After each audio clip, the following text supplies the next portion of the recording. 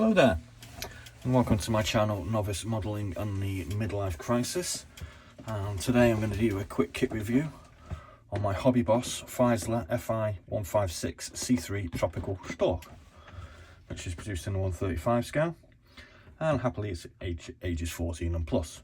Unfortunately, I'm way beyond this age range.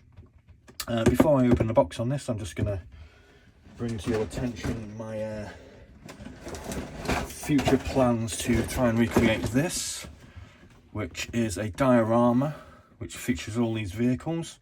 I'm currently doing what's in the box reviews for all of these. As you can see, we've got the Stork circling here.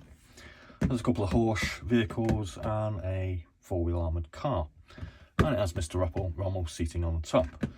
So I'm just going to quickly go through the other items we've previously got reviews on.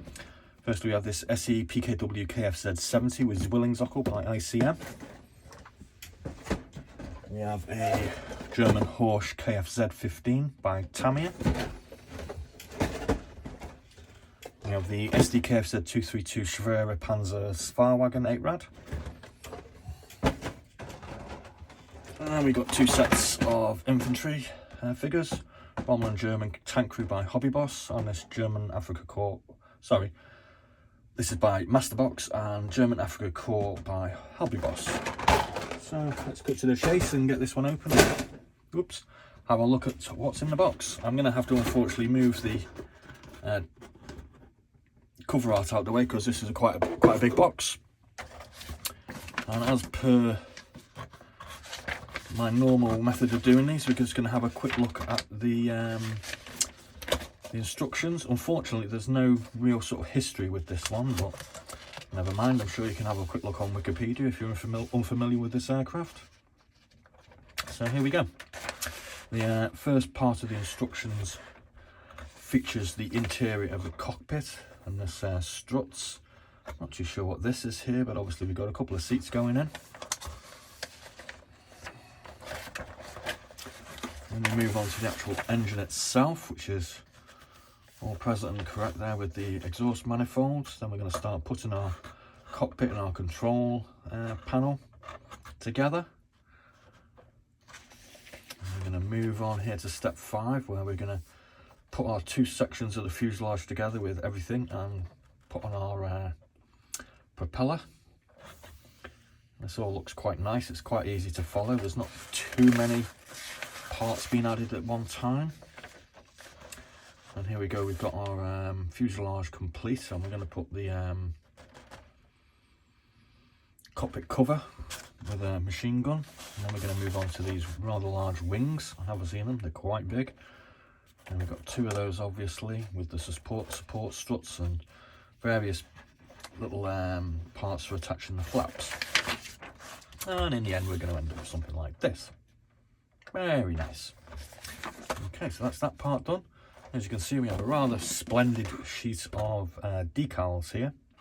We've got a couple of German options with these two Edelweiss unit markings.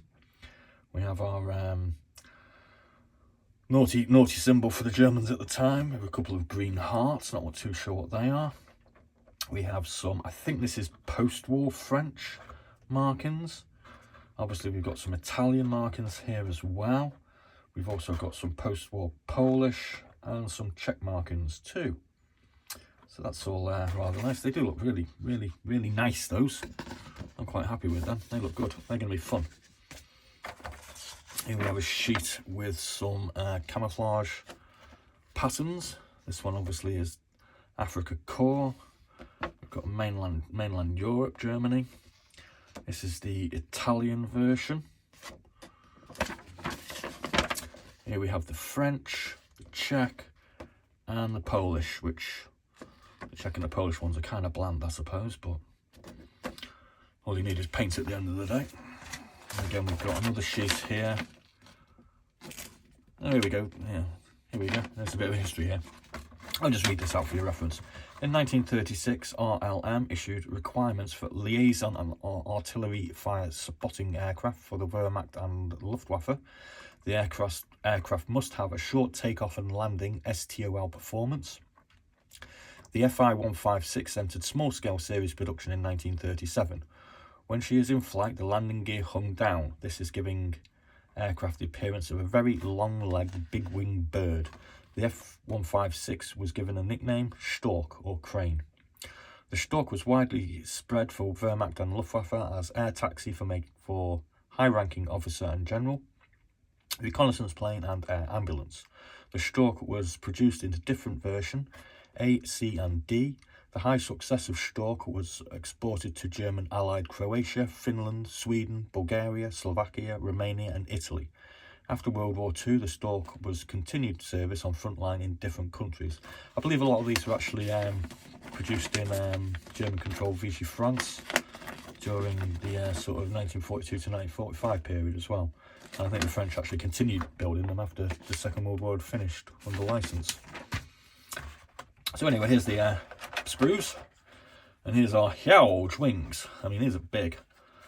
I was kind of glad to find an aircraft in 135 scale, because most aircraft seem to come in 132 scale, and obviously with my plans to build this diorama, finding this in 135 was kind of a lucky break, I think. So anyway, the wings have got some detail on here with I think this will be an access panel. You can see the little pull handle there. This is the front nose of the plane, the cowling. Yeah, that's all good. Here we have the other wing sections. These are big. Look at the size of the rudder on that.